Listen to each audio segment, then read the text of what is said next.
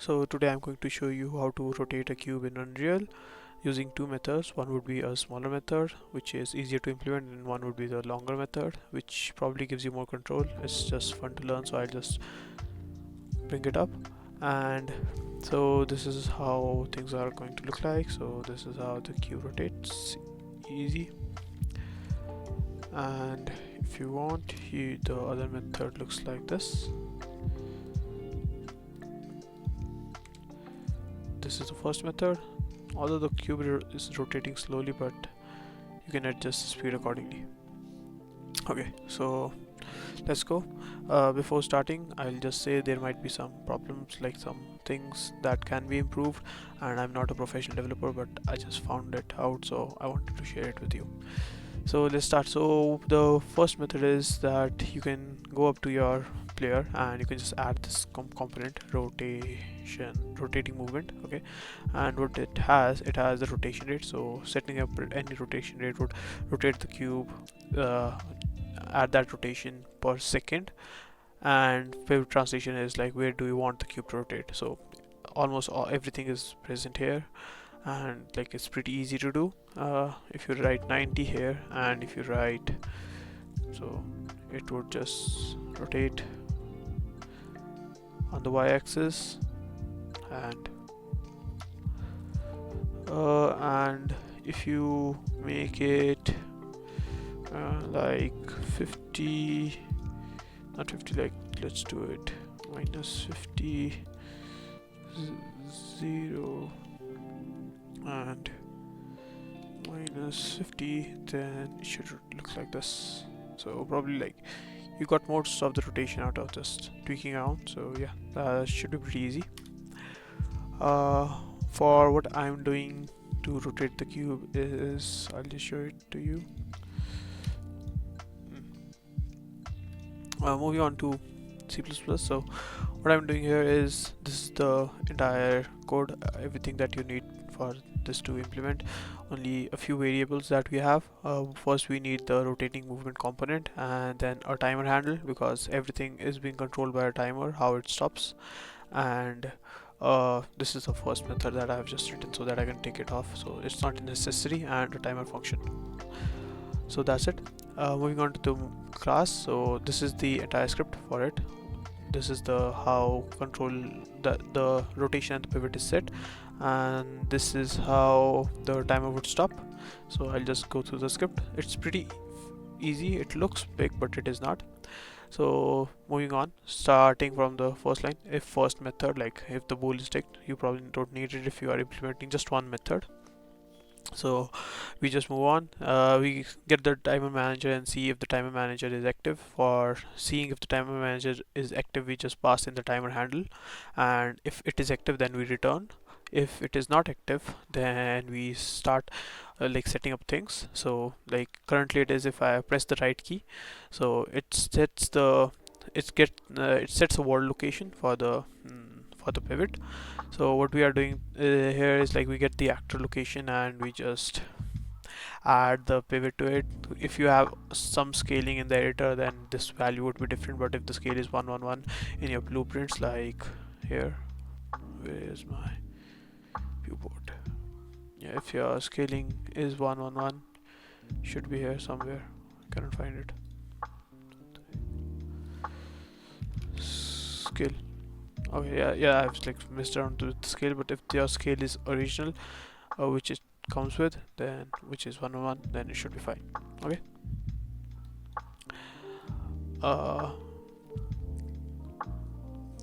No. I sorry. So yeah, playing around with the scale in the editor here won't affect anything. Like whatever the scale is, it won't affect anything here. But if you play around the scale here, if I just scale it here, oh shit. And now I try to do it, go BP and go first method, then you can see it is not working. Okay, so yeah, scaling in the editor works fine. Okay, scaling in the blueprints works fine. Like whatever those value is, it would just consider 50-50 as the pivot. So yeah, minus 50 shows that we are going down. because Z axis is pointing up, so going down and going to the right by 50, which is like the Y direction. So this is for the X direction, and for the, because this is in world position, we need to transform it into the local position, for which we use inverse transform location. What it generally does, it just multiplies this location with the inverse matrix of the parent, okay, of this cube. So by this we get the local rotation. We won't be going over matrices, but yeah, this is what it does. And when we get the, we just set the pivot to that, the local pivot, and then we set the rotation rate. Rotation rate is, we want to rotate it uh, on the x-axis. So in F rotator it is like pitch, yaw, and roll. Roll is the x-axis, yaw is the z-axis, and pitch is the y-axis. So yeah, we want to rotate it around x-axis.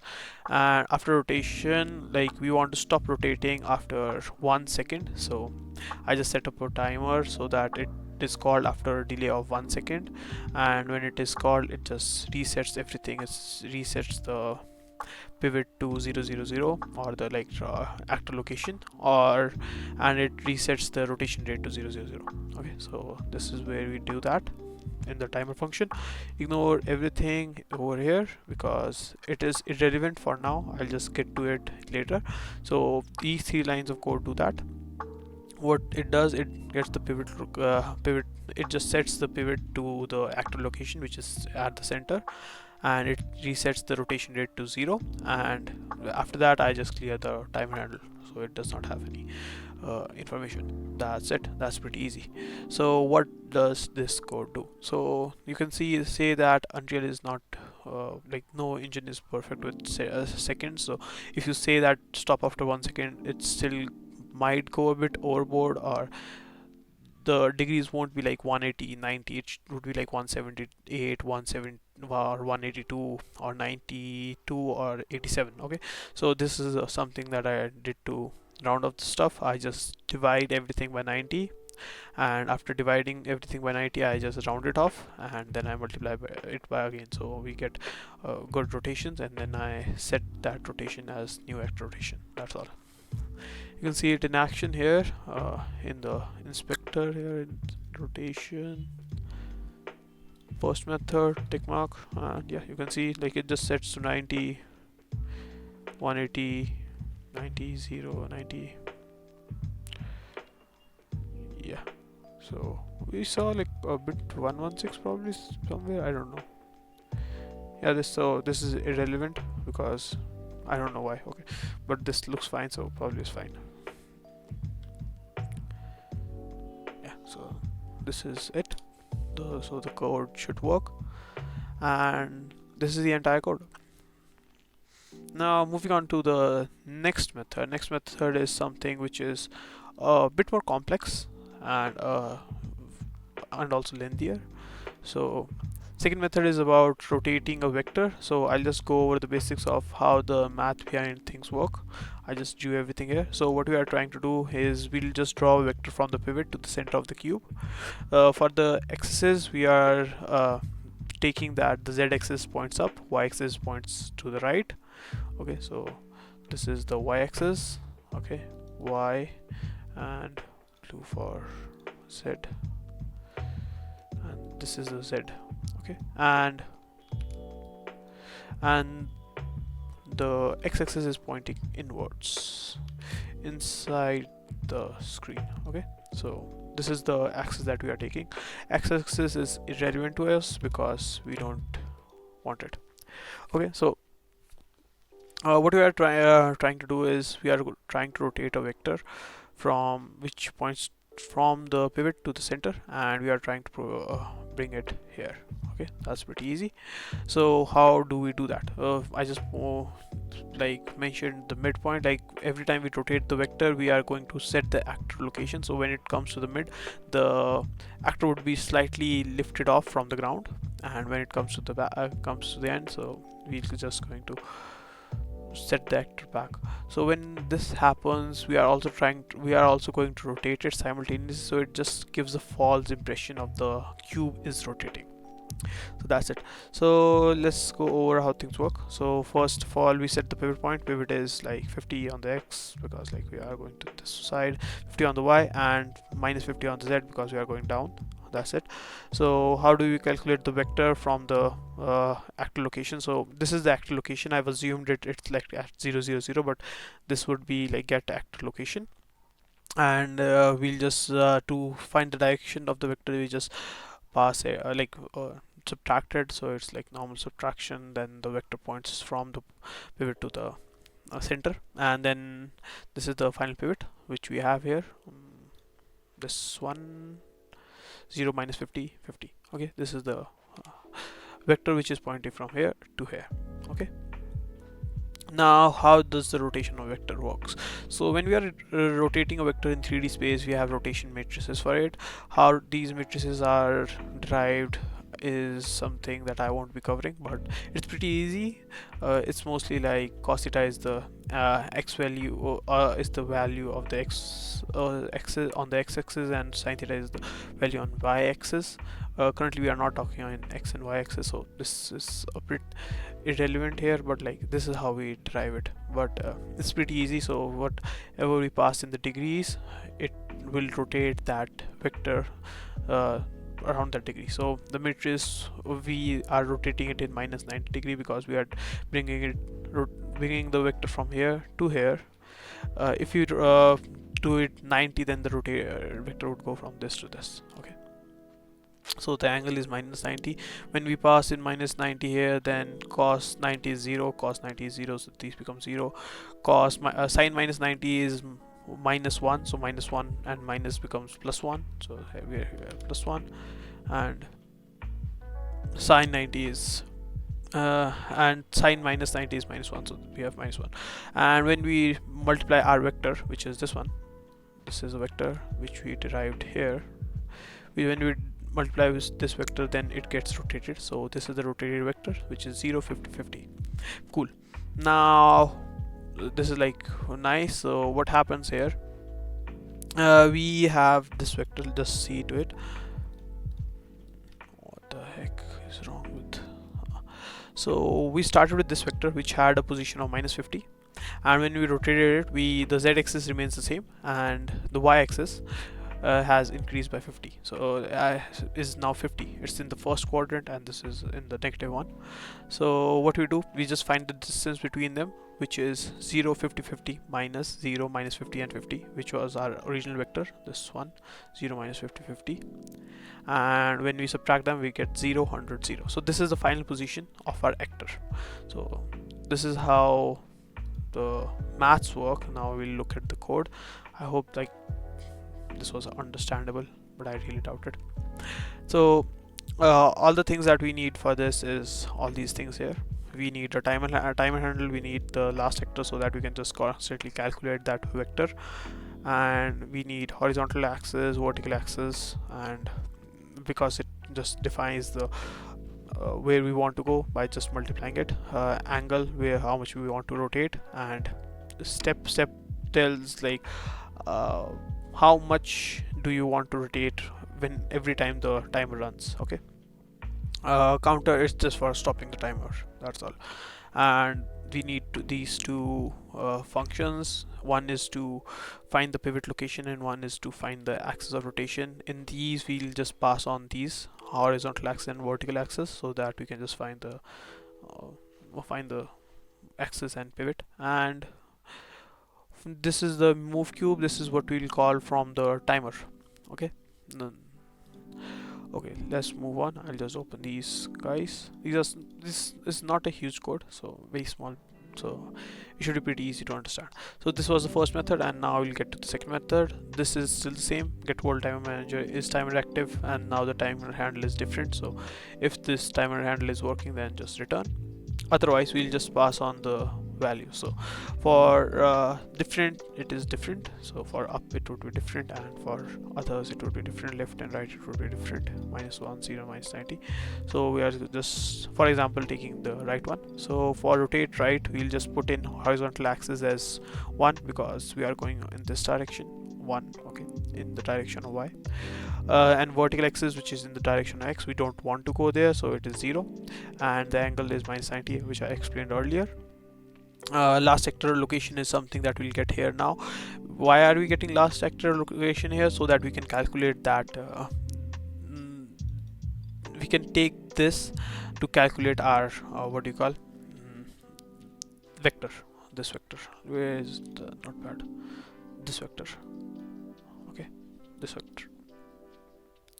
Now after we get these value, we just set the timer handlebar this, and we call our move cube function and we set it to repeat.